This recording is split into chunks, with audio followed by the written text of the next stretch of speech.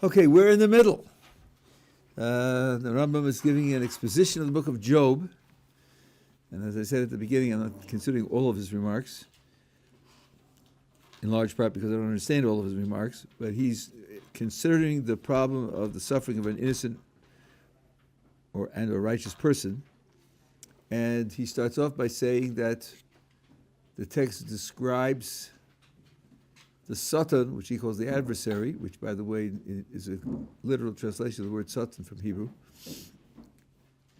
that the text pictures a group of angels who are serving God and who regularly report to God in heaven, and the Satan is not among them.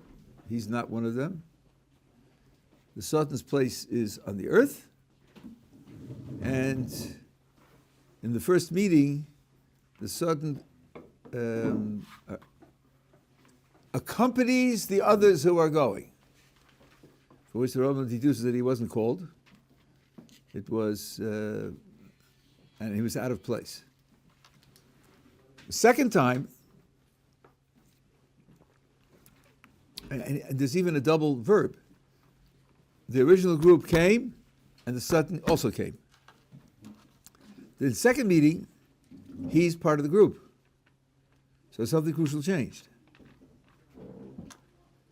And the Rabbi says what changed is that at the first meeting, the Satan was given a command. That means this group and these regular interactions with God in heaven are for the angels who get direct commands. And because he wasn't part of that group, and because he was described as going to and fro on the earth, he wasn't one of those who gets a direct command.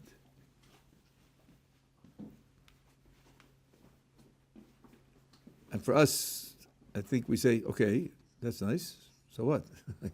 So the Rambam is piling up a lot of evidence here that he's going to call in later.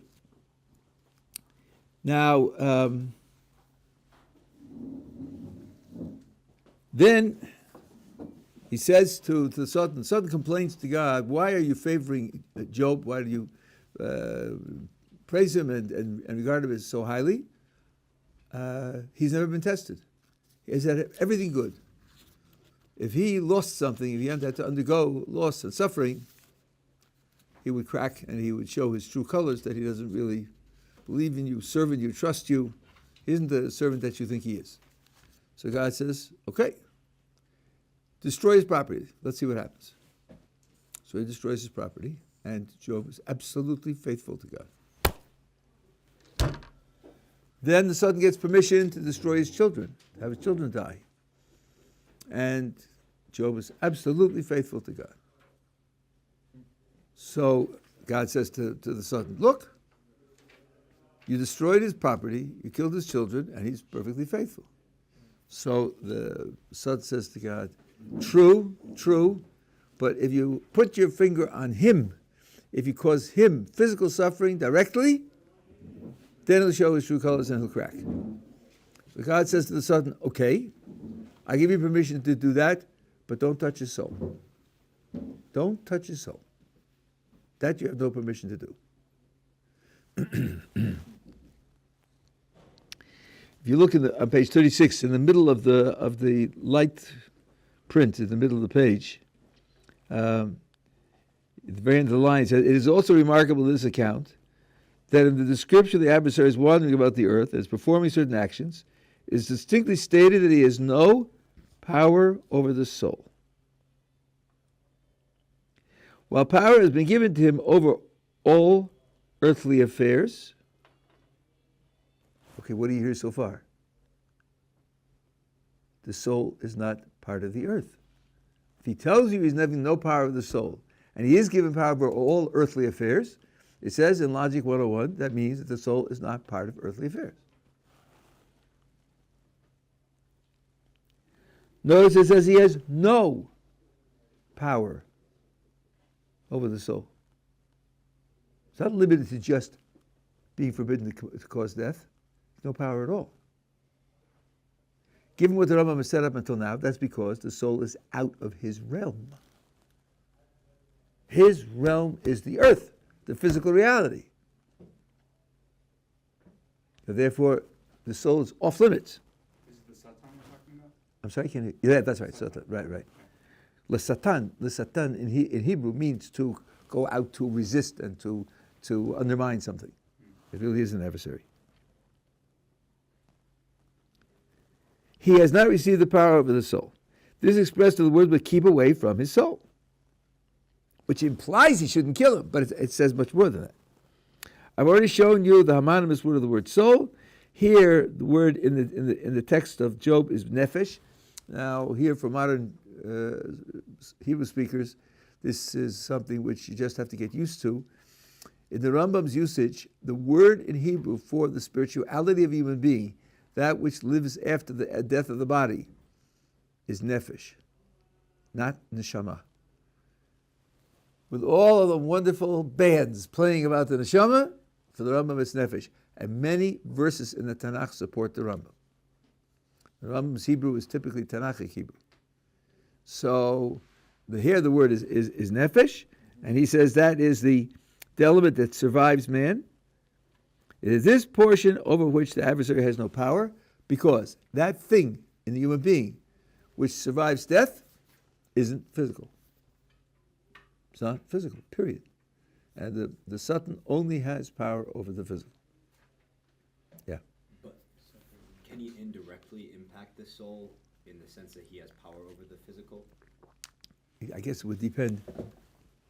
We usually think of death as disrupting the body to the extent that the connection with soul and body is ruptured. And I think, according to your question, it's a good question, it would mean that doing something to the body which would have that kind of effect of the soul is also beyond disability. Because otherwise the prohibition against affecting the soul would be empty, because he has leverage over the body.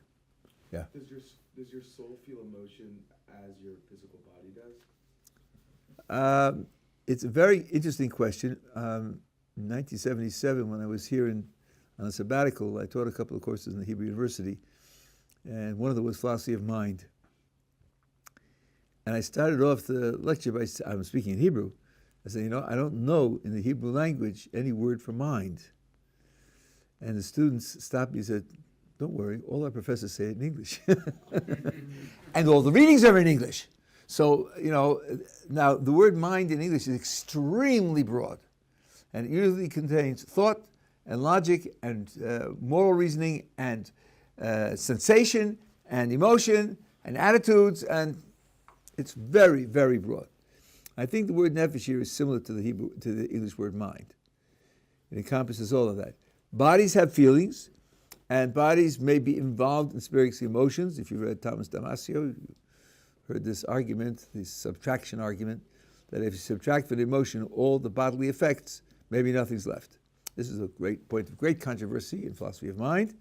Thomas Damasio is a neurologist, but he writes on very interesting subjects, a very interesting person.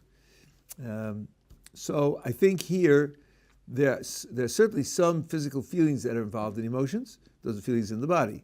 Whether there's also more to the emotion that's purely what we would call mental is a matter of great, great controversy. I think from the point of view of the Jewish tradition, I think we would say yes, the emotions can be had in the non-physical part of the human being as well. Yeah. So is there a particular distinction? Well, actually, we first put it like this. We say that animals also have a nefesh because we mentioned it similar to mind. We also say animals also have similar to mind. They experience qualia. Would we also say that animals also have a nefesh?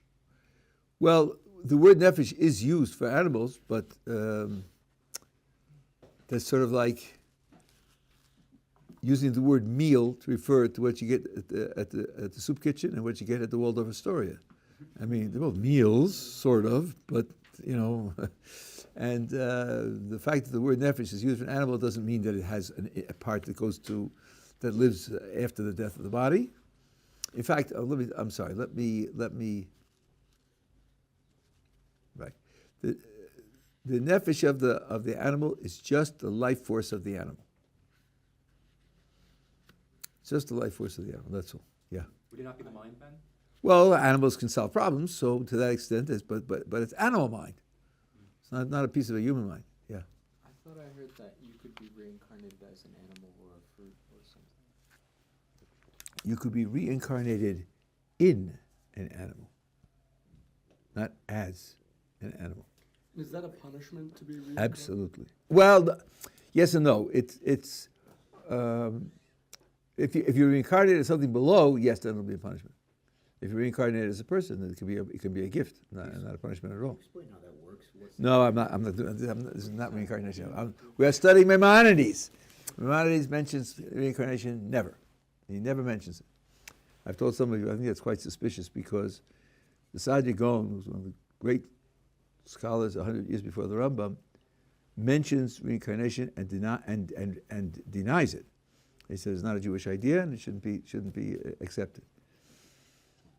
The Rambam was not shy. He was quite critical, and he took ideas, even common ideas, and denied them and said they're not part of the genuine tradition. He never mentions reincarnation at all. To me, that's a bit suspicious. There's some controversy whether he had some contact with mysticism or not. At any rate, that's what we're up to for the previous session. Now, we're now at the bottom 36 in the final paragraph of the Rambam. Now, look at this.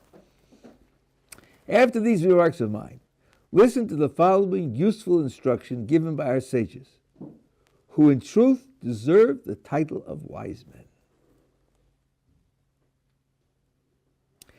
It makes clear that which appears doubtful, reveals that which has been hidden, and discloses most of the mysteries of the law. I want you to know that in some academic circles, the Rambam is treated as someone who really didn't believe in the fundamentals of the Jewish tradition, and he wrote his legal work just as a sop to the rabbis to pretend that he's faithful, but really he's a philosopher and so on, and he could freely disagree with the Talmud and everything else.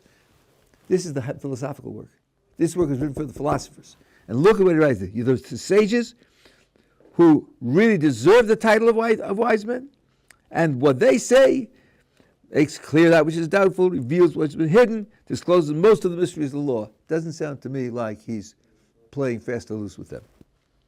They said in the Talmud as follows. Rabbi Shimon ben Lakish said, the adversary, the one we've been talking about the whole time, this angel who places him on the earth, etc., and the word there is used Satan, and the evil inclination, that's part of a human being's makeup, which provides motivation for doing things that are wrong. And the angel of death, that's the angel that actually puts to death. So, what are we going to say about the three of them? The adversary, who goes out to frustrate plans and processes, the one who opposed Bilam when he was on his trip and caused the donkey to rebel against him.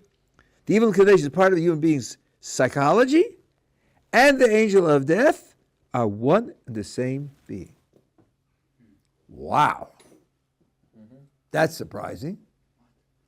Some people who have outside information may hear in this is 3 in 1. You know, these three different things are one, and one thing is 3. And how does that work? You know, okay, good. Here we find all that has been mentioned by us in such a clear manner that no intelligent person will be in doubt about it. You hear those words from the Talmud, it's all over. You got it. The principles are on the table. They're unmistakable. I don't know. What? What does it say? It has thus been shown to you that one and the same thing is designated by these 3 different terms, and that actions described to these 3 are in reality the actions of one and the same agent. There's a single agent that carries out these 3 different activities. It's not different agents. Again, the ancient doctor of the Talmud said, the adversary goes about and misleads. One of the things he does is he creates misleading ideas and false ideas for a person. Then he goes up and accuses before God that the human being has rebelled against him, obtains permission, and takes the soul. So, you have this being. First of all, it makes life difficult for people. It creates motivation, perverse motivation, or negative motivation. Those are not exactly the same. And when that perverse or negative motivation is acted upon, notice my words, is acted upon, the control is in the hand of the person with his free will. But the perverse motivation is there, and he's living with that together with kosher motivation, and he's in conflict, and he decides wrongly. Then God, it's this being that provided the perverse motivation in the first place. He's the Yetzer Hara, evil inclination. So first he provides the perverse motivation, or negative motivation. And then when the human being fails, he goes above to complain and to get a judgment. And then when the judgment is that the person should die, then he comes and he kills him. Nice guy, huh? Nice guy. Now, tell me why the last words in the sentence, the paragraph, don't contradict the last words in the previous paragraph. Because there's no inherence in the soul. The Satan. It's kind of the body, not the soul. Yeah, but he asked the question and I answered him, right? He said, could he have effect on the soul indirectly by acting on the body? And I said, if he could, then the restriction of not having any power over the soul would be empty, because if he can cause death, then he has power to disconnect the soul from the body and end its earthly career and all the rest. That would be power over the soul. It's also interesting he goes up to Hashem and it, tattles on us when Hashem definitely already knows what we've done wrong. That's interesting. Okay, leave that aside. But he was created to do that. Tattling usually implies that he shouldn't have said it and it was a crime that he said it. No, he was created to do that. He's a created being. He's doing what he was created to do. No rebels here. This is not Christianity. No rebels here. These are angels. Just a different kind of angel. And this is what he was created to do. But why isn't there a contradiction between the end of the previous paragraph, which says that he has no power over the soul, and the end of this paragraph, which says he can cause death? Especially given my answer to you. The answer is on the paper. It's not written on my face. Look carefully at the paper, and you should be able to see the answer. I gave it to you on the paper.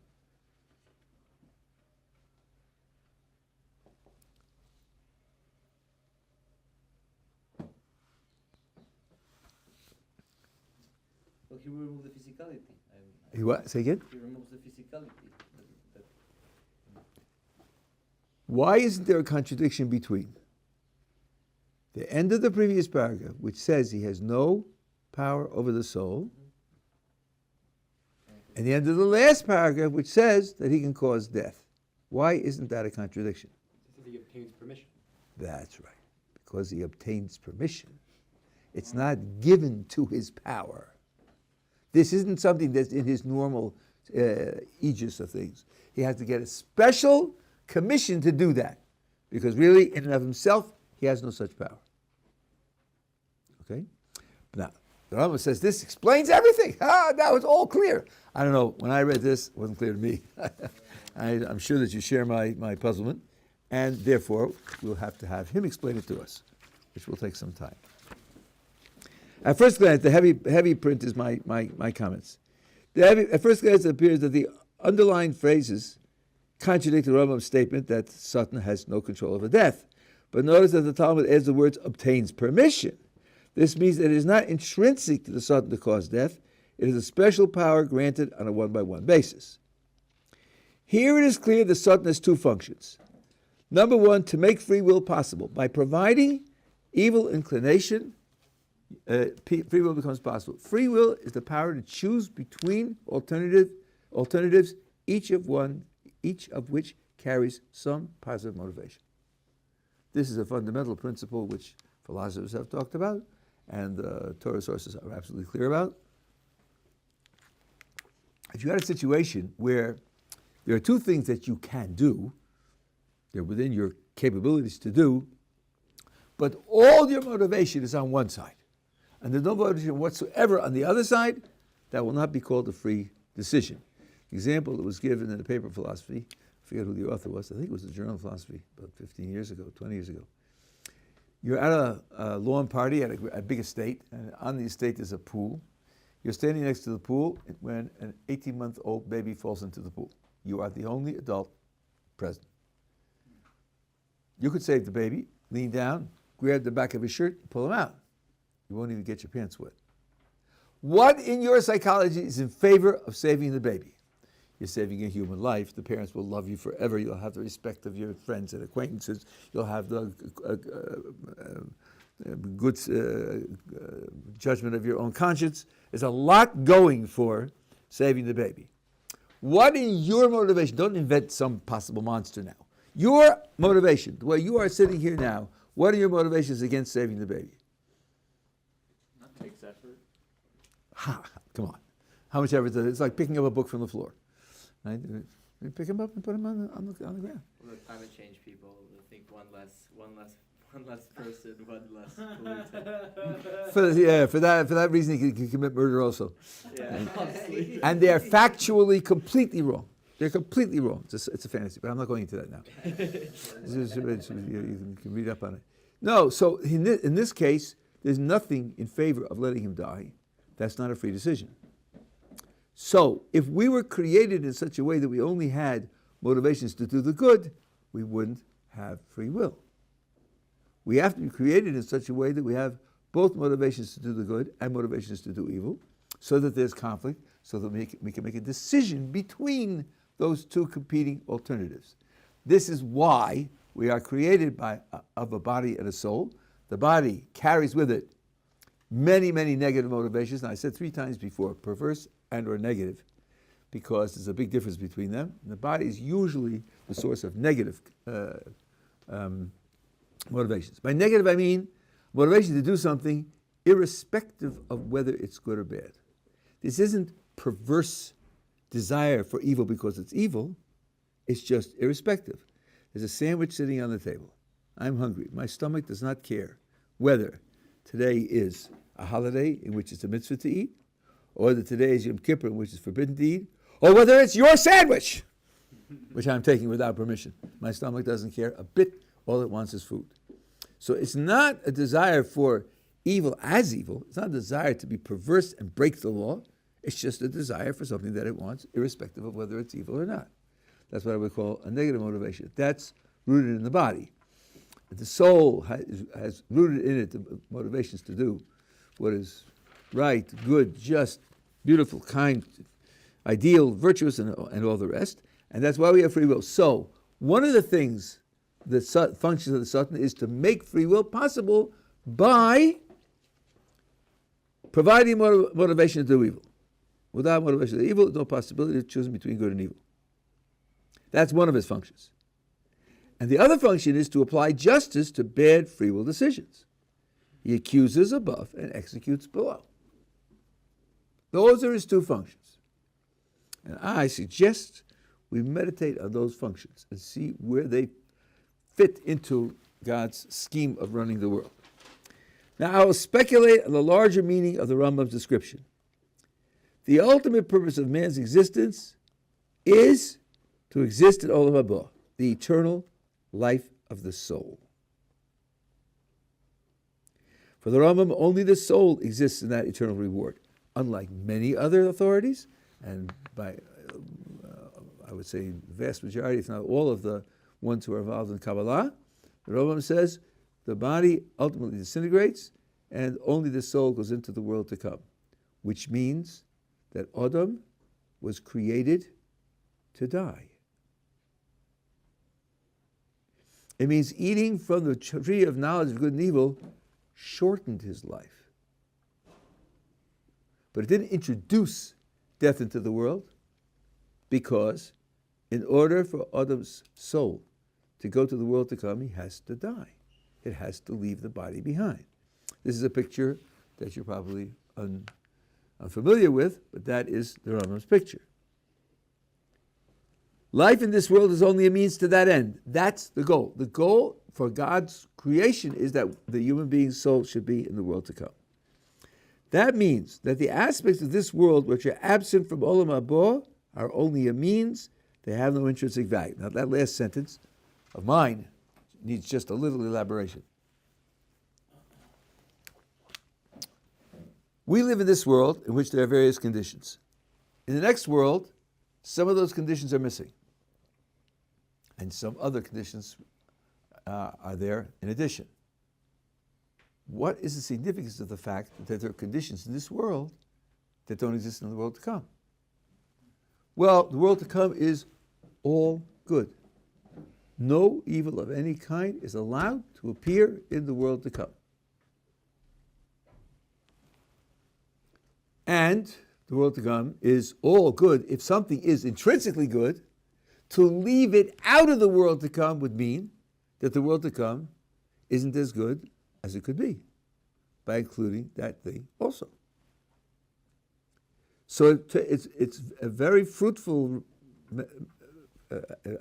examination to ask what of this world is left out of the world to come, and then to draw the conclusion what our attitude towards it should be.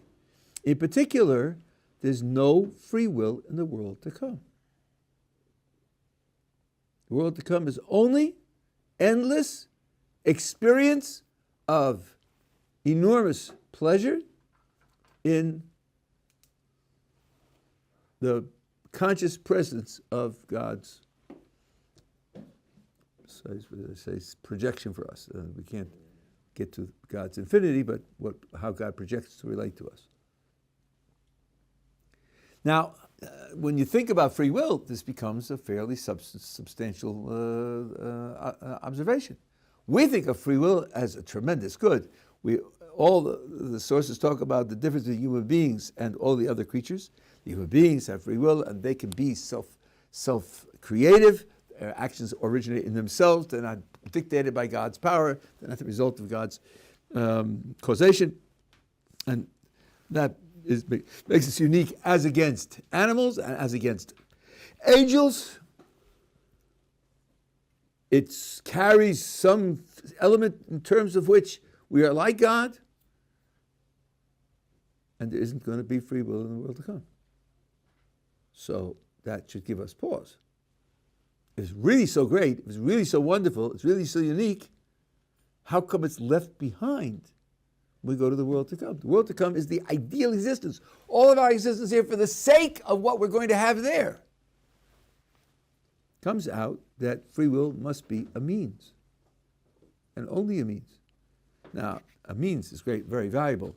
Last time I checked, we all depend upon oxygen, but you don't live to breathe, you breathe to live. So oxygen is a means, but very, very important. You'd give away everything to get to more oxygen, because otherwise you'd be dead. So the fact that something's a means doesn't imply that it's insignificant, not really valuable. It's very valuable as a means, but it's not intrinsically valuable. It's not part of the purpose for which the world was created. The purpose of the world, for which the world was created is not free will. It's for what free will accomplish and bring into existence. What free will accomplish and bring into existence is a human being whose nature, whose qualities are self-determined. And then, this is the way of God, chapter 2, and then the qualities that the human being has will be traced to his own free will decisions, and he will have them because of himself, not because they were programmed by God. In that respect, they'll be similar to God. God has whatever qualities he has only because of himself. Nothing causes God, nothing pushes God around, nothing changes God. In this respect, by giving us free will, you could say, in miniature, the same thing about the human being. There's certain aspects of the human being which are what they are because of himself, not because of anything outside of himself. That's the goal. That the nature of the human being, his character, his inner nobility and all the rest should be the result of his own action, so that it belongs to him because of him, so that when he goes into the world to come, he can share that self-determined, past tense, determined nature with God. But that means that free will operates as long as it takes to achieve that state of being, and then it's simply discarded because because there's no more transforming to be done. It's come to the point of the time where you experience what there is to experience in the world to come, and there may be transformation, but you don't do it. Now, that means that it's going to be crucial to look at our world and distinguish the things that are means and the things that are ends, and to understand that only the things that are ends, which you're going to have in the world to come, are intrinsically valuable, and all the others just means. That's a very important thing we'll have to follow up. Yeah. So if we didn't have free will, and I guess Hashem sort of just were to gift us this, I don't know the right word for it, I guess experience in the world to come, would the soul have a feeling of lacking, that it didn't earn it itself? Why is it so important that we have this feeling of earning it ourselves? Okay, this is very good. We talked about this. I can't remember whether I talked about it last night in the Q&A, whether I talked about it yesterday in this year, but this is extremely important. One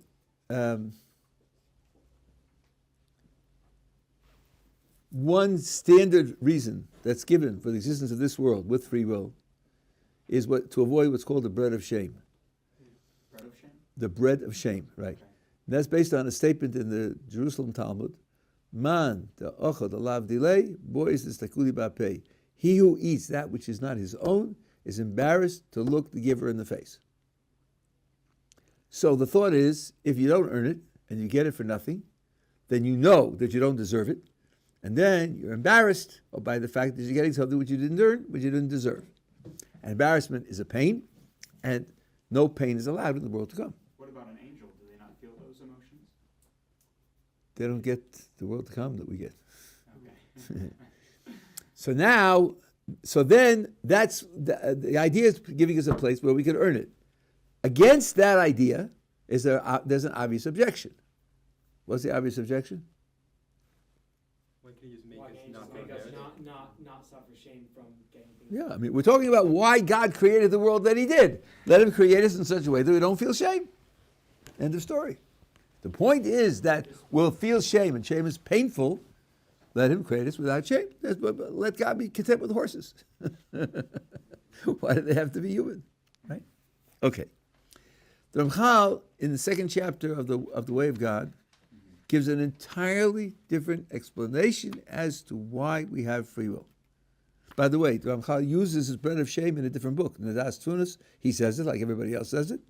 And in the Derech Hashem, in the second chapter, he gives an explanation of why we have free will and why we're in this world and tested and all the rest, which has no reference whatsoever to the bread of shame. That chapter, the second chapter of the Way of God, I would say it'd be worth it to read it 20 times. Very, very deep, very subtle, very carefully structured. And if you're going to read The Way of God by Lutzato, the edition is the Feldheim edition done by Abba Tzvi Neiman, which is a masterpiece. It's a masterpiece. At any rate, and this will at least partly answer your question. The reason given there is that God created the world in order to give good, chesed, loving kindness. What good is that? Well, he is himself the greatest good. He's perfection. Which by definition is the greatest good. So for him to give the greatest good would mean to give himself, which would mean to create something which is himself, equal to himself, identical to all of his qualities. That would be giving the greatest good. But, as the Ramchal points out, those words that I just spoke harbor a contradiction, an absolute contradiction, probably about 6 of them. But the easiest one is this. One of the elements of perfection is that God is totally self-sufficient, self-defined, independent, totally independent. A creature, by definition, is created by something else. A creature cannot be totally self-sufficient, self-defined, and independent because it relies on something else to create it. So for God to do the maximum good by creating something that's identical to himself is just square circles. And we have no truck with square circles. So then the project becomes that God should create a creature that could be as much like him as a creature could be, because he's creating a creature. So now, imagine God creates something. The thing that he creates should have as much godlike qualities as something which is created could have. And the things that are eliminated by the fact that it's created will be eliminated, because that's just a contradiction. Okay, now one of the things that God has, as I just said now in the last 3 minutes 6 times, is he's totally independent, totally self-defined, totally self-sufficient. If God has qualities, you ask, why does he have them? The answer is, they are necessary to his nature, and nothing outside of him affects his qualities at all. He's totally independent. So independence of being is something that's essential to God, and it's universal and absolute. That is to say, it's universal, it covers the whole of what he is, and it's absolute in the sense that it's necessary of him that he should exist. Now, what about a creature? Could a creature share any of that with God? Well, it can't share being necessary to exist because God makes it. And therefore, it couldn't be that all of what it is independent. But some of what it is could be independent of God and independent of everything else. What faculty did God give to human beings that enable some of what they are to be independent of God? Free will. Free, you have to ask yourself, free will. Free, what does freedom mean? Freedom means free from something else that would compromise it. And here it means free from God's causation. The decisions that you make using free will are free from God's causation. Then there'll be some things about the human being that are traceable to the human being and not further, just like there are some things about God. Everything about God is traceable to God and doesn't go further. In that respect, you now are similar to God. You have godlike qualities. Well, if you have godlike qualities, then you have something of the greatest good that there is, because God is the greatest good there is. So here's how God, part of the answer, here's how God does his project of giving, of loving kindness, of benefiting. When he is the greatest good, he gives as much of his good as a creature could possibly have. And since part of his good is his independence and his being self-defined, self-contained, so he gives the creature the ability also to be as much self-defined, self-contained as a creature could have. And that's why you have to have free will. You have to have free will, because otherwise nothing about you will be self-defined, self-contained, due to yourself. And then you won't be similar to God at all. You'll be a squirrel or an angel. You won't be similar to God. Nothing that we've said here implies anything about pains in the world to come. Nothing. It's not on the table. Yeah. So God gives us free will and allows us to be like him, and in turn deprives us of that free will post-mortem? Well, after all, I didn't say that God has free will, did I? Or, well, he gives us this godlike quality, and then he deprives us of this special godlike quality that differentiates us from the animal world. Let's stop and think about it again. What is it now that's godlike? Is it the free will that's godlike? I didn't say anything about God having free will. What's godlike is you have qualities which are the result of you, that you are the one who's responsible for those qualities. Just as he has his qualities due to himself and nothing outside of him, so you too should have qualities that are due to yourself and nothing outside of you. But that's the product of free will, not the activity of free will or the capacity of free will. That's the product of free will. Once free will has operated, then you become something that you weren't before, and that which you become is your creation. You made it for yourself. Then you are similar to God, because this quality that you have is because of you, not because of anything outside of you. So in that sense, you're independent from everything outside of you. Just as God is totally independent, you're partially independent. He's necessarily independent, you're accidentally independent, but the independence is shared. But what's shared is the independence which the free will created, not the free will itself. Yeah. Olam Haba has been described as a place of growth in a few places that we've been learning, could it be that once we're up there as we're learning, we can still make errors or choices between degrees of good or degrees of approach towards Hashem? Or is it, and that what we lose is the ability to do actual evil, and closer to like what Adam and Hava made as an error back in Gan Eden, where it was... No. Let me remind you that trees also grow without any decisions at all. We grow as a result of what God puts us through in Olam Haba, and not because of what we do. Yeah, in the back. How can he not have if he doesn't have free will? Like, he doesn't have like free will as we know it, but he has some sort of independence. He has like some sort of like he can make decisions independent of anything else. So wouldn't that mean that it's free will? Well, let's see now. Make decisions. We spoke before about the fact that free will requires competing motivation. To make a choice between two alternatives, each alternative has to have some motivation. In our case, it's motivation for good and motivation for evil. Are we going to say that God has some motivation to do evil?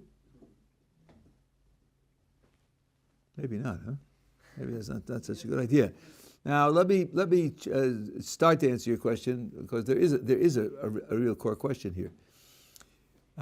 Because now I'm going to take apart two things that I said before, and I didn't distinguish them before. I asked you before what free means, and we decided for free will. Free means free from external causation. In that definition of freedom, does God have free will? Yes. For sure. He's totally free from all external causation. No question about it. There's no external causation that applies to him at all. If that's what freedom means, then he has it in spades. But now, we associate free will with having two alternatives, both of which appeal to you, and having the capacity to do either one or the other, and then making a decision. That's what we associate it with. I want to say that's not the definition of freedom. I want to say that having competing motivations and making a choice between them is the solution to an engineering problem. It's not the definition, but the solution to an engineering problem. And here's how it goes. God is free of all external causation, period. Now we want to know whether human being could have free will. That would mean free of all external causation. That would mean free of God's causation. Somebody mentioned that before, and I think in his tone of voice he was onto something, right? Really? Free of God's causation? Isn't that a little grandiose? I mean, isn't God running the world? So, what am I supposed to picture? That God's running the world, making things happen, and then he creates a little pocket where he doesn't make things happen. It's not obvious how you do that. I think there's an engineering problem here. So, what happens is, God creates free will in the sense that he creates a human being. Human beings capable of action. Those of you who heard before, we spoke about animals acting. They have rotzon, but not bechira. They have will, but not free will. And then with the human being, he creates contradictory motivation, which enables the ability to choose between the two sides. And since God provides the motivation, but then gives the human being the power of choice, at that point, the choice is not a result of divine causation. That's how the engineering problem of creating a little pocket where God's management of the world doesn't smother everything with divine causation and wipe out any independence, that's how it's engineered. But that's not the definition. The definition of free will is not having alternatives and having contradictory motivations and being able to do one or the other. That's not the definition. The definition of free will is free from external causation. God's will is free from external causation, but it's certainly not obvious that he has competing motivations, certainly not a motivation to do evil. We don't picture that as part of the essence of perfection. We're not going to have that part of it. Yeah. So does God control the denouement of world events? Does he control the when, where, but not the how? Everything unravels and how the outcomes will be played out, but he does control when and where and what? Well, I don't think you'd use those categories, because human being makes a decision. He's determining the when and the where. When are you going to put on tefillin tomorrow morning? 8 o'clock, 9 o'clock, in this shul, in that shul, you decide. And then you determine when it happens and where it happens, right? And those things are affected by human free decisions also. The consequences of what you do, what the result of what you do will be, that's something that God determines. But couldn't actions themselves be a result of previous actions? Well, they could be, but then it depends upon whether you will call them free will. For example, if a person decides to get drunk and then goes driving and smashes into a tree, that's a result of getting drunk, but smashing into the tree wasn't a free decision. He didn't choose to smash into a tree. He was just incompetent to drive.